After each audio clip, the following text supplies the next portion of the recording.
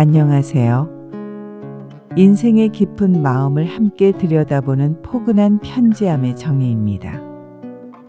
살다 보면 문득 이런 순간이 찾아옵니다.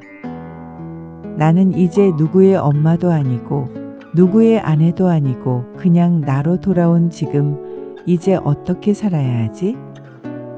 오늘은 바로 그 자리에서 막막함과 외로움을 느끼고 계신 한 청취자의 이야기로부터 시작해 보려고 합니다. 청취자 영자 씨. 올해 65살. 남편은 은퇴했고 두 자녀는 모두 결혼해 집을 떠났습니다. 오랫동안 북적이던 집이 이제는 너무 조용합니다. 식탁 위엔 도시락을 준비하던 흔적이 사라졌고 거실은 평소보다 더 깨끗합니다.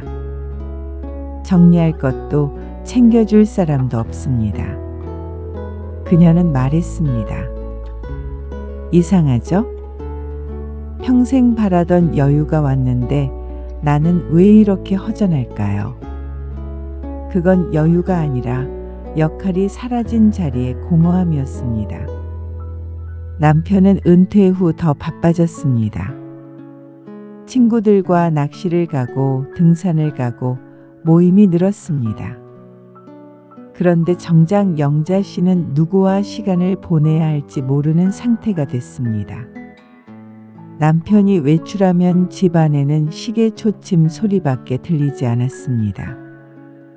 그 정적이 며칠, 몇 주 반복되자 그 조용함이 은근히 무겁고 차가운 고독이 되어버렸습니다. 어느 날 아침, 거울 앞에서 머리를 빗던 영자 씨는 갑자기 이런 생각을 했다고 합니다. 나는 이제 누구의 엄마도 아니고 누구의 아내도 아니구나. 그 말이 생각보다 크게 마음 한가운데 떨어졌습니다. 물론 법적으로는 엄마이고 아내입니다. 하지만 마음속에서 느끼는 중심 역할이 사라진 것입니다. 평생 가족을 챙기고 가족을 위해 살아오던 그 자리가 사라지자 영자 씨는 스스로를 잃어버린 것 같았다고 했습니다. 그녀는 말했습니다. 나를 부르는 목소리가 하루에 한 번도 없어요. 그게 이렇게 쓰릴 줄 몰랐어요. 은퇴 후 많은 여성들이 이렇게 말합니다. 하루가 왜 이렇게 길지? 시간이 지나질 않아요. 영자 씨의 하루도 그랬습니다. 아침 9시부터 12시까지의 시간이 유난히 길었습니다. 점심을 먹고 나면 오후가 끝없이 늘어졌습니다. TV를 켜도 집중이 안 되고 책을 펼쳐도 글자가 눈에 들어오지 않는 날이 많아졌습니다. 침대에 누우면 몸이 늘어지고 마음은 점점 무기력해졌습니다. 그녀는 말했습니다. 그냥 삶이 늘어지는 느낌이었어요. 이건 우울증이 아닙니다. 정체성 상실에서 오는 자연스러운 에너지 저하입니다. 나라는 존재를 설명해 주던 역할들이 갑자기 사라지면 마음속에 큰 빈자리 하나가 생기게 마련입니다.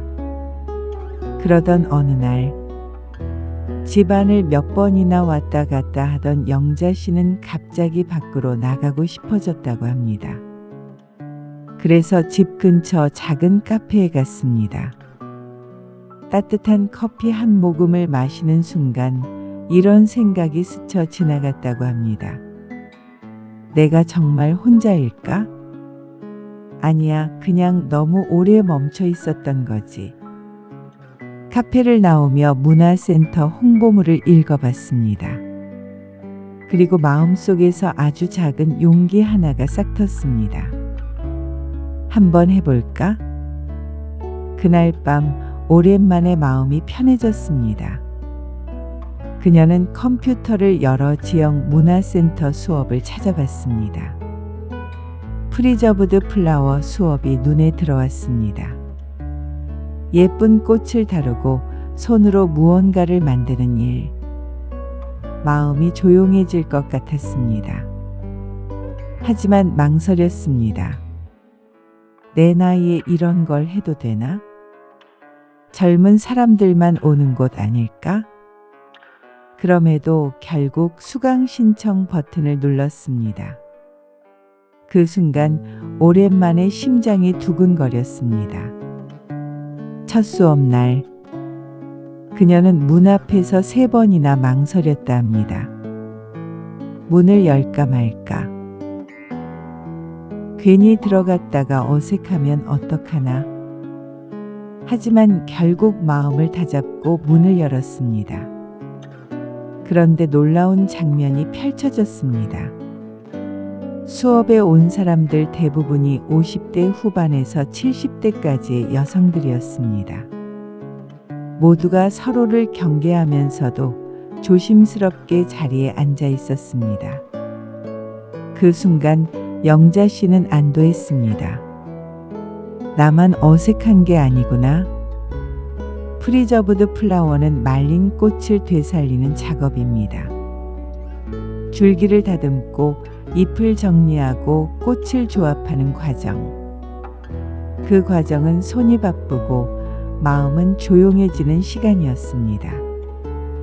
그녀는 말했습니다. 내가 이런 집중을 마지막으로 한 게 언제였지? 수업이 끝나고 집으로 돌아오는 길. 세상이 조금 더 밝게 보였습니다. 2번째 수업이 있던 날, 그녀는 아침부터 옷을 고르고 화장도 살짝 했습니다. 남편이 말했습니다. 요즘 기분 좋아 보이네? 그녀는 웃으며 대답했습니다. 그냥 나갈 일이 있으니까. 남편은 이상하게 느껴졌지만 영자 씨의 변화가 사실은 너무 좋은 변화였습니다. 3번째 수업날, 옆자리 여성분이 조심스럽게 말을 걸었습니다. 꽃 만지는 손이 참 예쁘네요. 그 한마디가 영자 씨에게는 큰 위로가 되었습니다. 누군가 자신을 바라보고 누군가 자신에게 말을 걸어준다는 것. 그건 오래 잊고 있던 세상과의 연결감을 다시 느끼게 해주었습니다. 수업이 끝나고 그 여성분과 함께 커피를 마셨습니다. 대단한 이야기를 나눈 것도 아닙니다. 그저 집에만 있으니까 답답해서요. 저도요. 이런 작은 이야기들. 하지만 그 사소한 대화가 마음을 열기 시작했습니다. 그날 밤 영자 씨는 오랜만에 공책을 꺼냈습니다. 그리고 이렇게 적었습니다. 나는 나를 다시 살리기 시작한다. 그 문장을 적으며 조용히 눈물이 났습니다. 슬픔이 아니라 다시 시작한다는 다짐의 눈물이었습니다. 취미는 단순한 즐거움이 아닙니다. 취미는 나는 아직 살아있다는 증거입니다. 사람은 취미를 통해 멈춰있던 마음을 다시 걸어가게 됩니다. 그리고 사람은 비슷한 사람과 연결될 때 다시 살아납니다.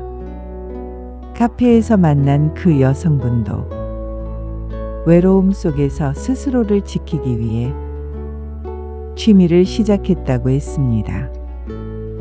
둘은 완전히 다른 삶을 살았지만 마음의 자리는 놀라울 만큼 비슷했습니다. 그녀는 말했습니다. 나만 이런 게 아니구나. 나만 이렇게 허전한 게 아니었구나. 나이가 들수록 삶의 외로움이 커지는 건 사실입니다. 하지만 외로움이 커지는 만큼 사람은 서로를 더 필요하게 됩니다.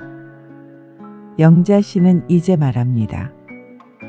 나는 이제 누구의 아내나 엄마로만 살지 않아요.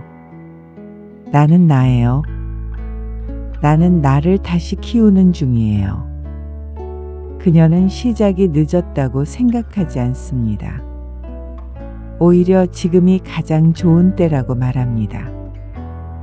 왜냐하면 삶의 무게에서 조금 벗어난 지금이 비로소 나라는 사람이 보이기 때문입니다. 저는 이 말을 꼭 전하고 싶습니다. 당신은 누군가의 역할이 아니라 그 자체로 소중한 사람입니다. 누군가의 엄마로, 누군가의 아내로, 누군가의 보호자로 살아온 시간들이 지나면 마침내 나로 돌아오는 시간이 옵니다.